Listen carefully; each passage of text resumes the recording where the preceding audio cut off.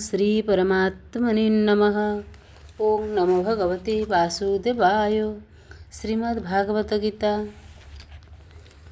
अथ तृतीयोऽध्यायः कर्मयोग।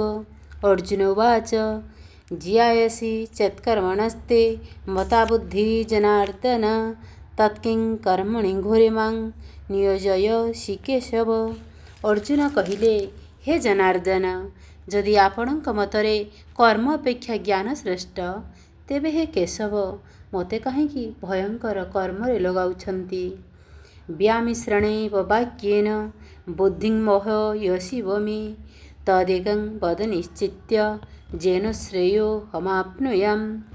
ଆପଣ କୋଳିଆ ମିଶା ପରି ଲାଗୁଥିବା କଥାରେ ମୋର ବୁଦ୍ଧିକୁ ମୋହିତ ପ୍ରାୟ କରିଦେଉଛନ୍ତି। ତେଣୁ ନିଶ୍ଚୟ କରି ଗୋଟିଏ କଥା କହନ୍ତୁ, ଯାହାଦ୍ୱାରା ମୁଁ କଲ୍ୟାଣ ପ୍ରାପ୍ତ ହେବି। ଶ୍ରୀ ଭଗବାନ ଉବାଚ ଲୋକେସ୍ମିନ୍ ଦ୍ୱିବିଧା ନିଷ୍ଠା ପୁରା ପ୍ରୋକ୍ତା ମୟା ନଘ ଜ୍ଞାନଯୋଗେନ ସାଂଖ୍ୟାନଂ କର୍ମଯୋଗେନ ଯୋଗିନାମ୍।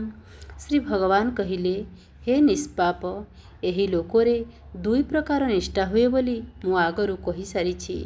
ତନ୍ମଧ୍ୟରୁ ସାଂଖ୍ୟଯୋଗୀମାନଙ୍କର ନିଷ୍ଠା ଜ୍ଞାନଯୋଗ ଦ୍ୱାରା ଏବଂ ଯୋଗୀମାନଙ୍କର ନିଷ୍ଠା କର୍ମଯୋଗ ଦ୍ୱାରା ହେଇଥାଏ। ନ କର୍ମଣା ମନାରମ୍ଭା ନୈଷ୍କର୍ମ୍ୟଂ ପୁରୁଷୋऽଶ୍ନୁତେ ନ ଚ ସନ୍ନ୍ୟାସନାଦେବ ସିଦ୍ଧିଂ ସମଧିଗଚ୍ଛତି। ମନୁଷ୍ୟ କର୍ମାଚରଣ ନ କରି ନିଷ୍କର୍ମତା ବା ଯୋଗନିଷ୍ଠା ପାଇପାରେ ନାହିଁ, କି କେବଳ କର୍ମତ୍ୟାଗ କରିଦେଇ ବି ସିଦ୍ଧି ବା ସାଂଖ୍ୟନିଷ୍ଠା ପାଇପାରେ ନାହିଁ। ନ ହି କଶ୍ଚିତ୍ କ୍ଷଣମପି ଜାତୁ ତିଷ୍ଠତ୍ୟ କର୍ମକୃତ୍ କାର୍ଯ୍ୟତେ ହ୍ୟବଶ୍ୟ କର୍ମ ସର୍ବ ପ୍ରକୃତିଜୈର୍ଗୁଣୈଃ। ଏହା ନିଃସନ୍ଦେହ ଯେ କୌଣସି ମନୁଷ୍ୟ କୌଣସି ସମୟରେ କ୍ଷଣେ ସୁଦ୍ଧା କର୍ମ ନ କରି ରହିପାରେ ନାହିଁ, କାରଣ ସମସ୍ତ ପ୍ରାଣୀ ପ୍ରକୃତିରୁ ଉତ୍ପନ୍ନ ଗୁଣମାନଙ୍କର ପରବଶ ହୋଇ କର୍ମ କରିବାକୁ ବାଧ୍ୟ ହୁଅନ୍ତି। କର୍ମେନ୍ଦ୍ରିୟାଣି ସଂଯମ୍ୟ ଯ ଆସ୍ତେ ମନସା ସ୍ମରନ୍ ଇନ୍ଦ୍ରିୟାର୍ଥାନ୍ ବିମୂଢ଼ାତ୍ମା ମିଥ୍ୟାଚାର ସ ଉଚ୍ୟତେ।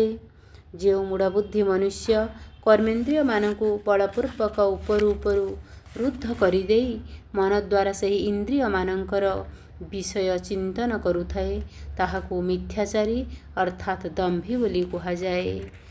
ଯସ୍ତ୍ୱିନ୍ଦ୍ରିୟାଣି ମନସା ନିୟମ୍ୟାରଭତେ ଅର୍ଜୁନ କର୍ମେନ୍ଦ୍ରିୟୈ କର୍ମଯୋଗ ମସକ୍ତଃ ସ ବିଶିଷ୍ୟତେ। କିନ୍ତୁ ହେ ଅର୍ଜୁନ, ଯେଉଁ ପୁରୁଷ ମନ ଦ୍ୱାରା ଇନ୍ଦ୍ରିୟମାନଙ୍କୁ ବଶ କରି ଅନାସକ୍ତ ହୋଇ ସମସ୍ତ ଇନ୍ଦ୍ରିୟ ଦ୍ୱାରା କର୍ମଯୋଗ ଆଚରଣ କରନ୍ତି, ସେ ଶ୍ରେଷ୍ଠ ଅଟନ୍ତି। ନିୟତଂ କୁରୁ କର୍ମତ୍ୱଂ କର୍ମଜ୍ୟାୟୋ ହ୍ୟକର୍ମଣଃ ଶରୀର ଯାତ୍ରାପି ଚ ତେନ ପ୍ରସିଦ୍ଧେଦ କର୍ମଣଃ। ତୁମେ ଶାସ୍ତ୍ରବିହିତ କର୍ତ୍ତବ୍ୟ କର୍ମ କର, କାରଣ କର୍ମ ନ କରିବା ଠାରୁ କର୍ମ କରିବା ଶ୍ରେଷ୍ଠ। କର୍ମ ନ କଲେ ତୁମର ଶରୀର ନିର୍ବାହ ମଧ୍ୟ ସିଦ୍ଧ ହେଇପାରିବ ନାହିଁ। ଯଜ୍ଞାର୍ଥାତ୍ କର୍ମଣ୍ୟନ୍ୟତ୍ର ଲୋକୋऽୟଂ କର୍ମବନ୍ଧନଃ ତଦର୍ଥଂ କର୍ମ କୌନ୍ତେୟ ମୁକ୍ତସଙ୍ଗଃ ସମାଚାର।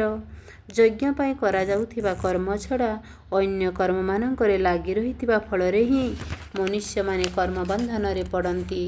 ତେଣୁ ହେ ଅର୍ଜୁନ, ତୁମେ ଆସକ୍ତି ରହିତ ହୋଇ କେବଳ ଯଜ୍ଞ ପାଇଁ ହିଁ ଭଲ ଭାବରେ କର୍ତ୍ତବ୍ୟ କର୍ମ ଆଚରଣ କର।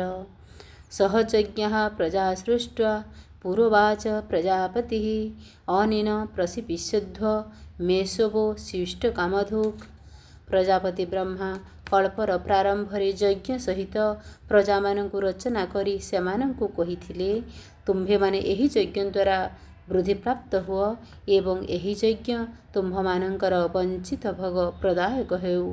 ତୁମ୍ଭମାନଙ୍କର ବାଞ୍ଛିତ ଭୋଗ ପ୍ରଦାୟକ ହେଉ। ବିମର୍ଷ୍ୟାପି ଋଣେ ଭଙ୍ଗୋ ମୁନିରପି ମତିଭ୍ରମ ଯଦି ଶୋଧଂ ଅଶୋଧଂ ବା ମମ ଦୋଷ ନ ବିଦ୍ୟତେ।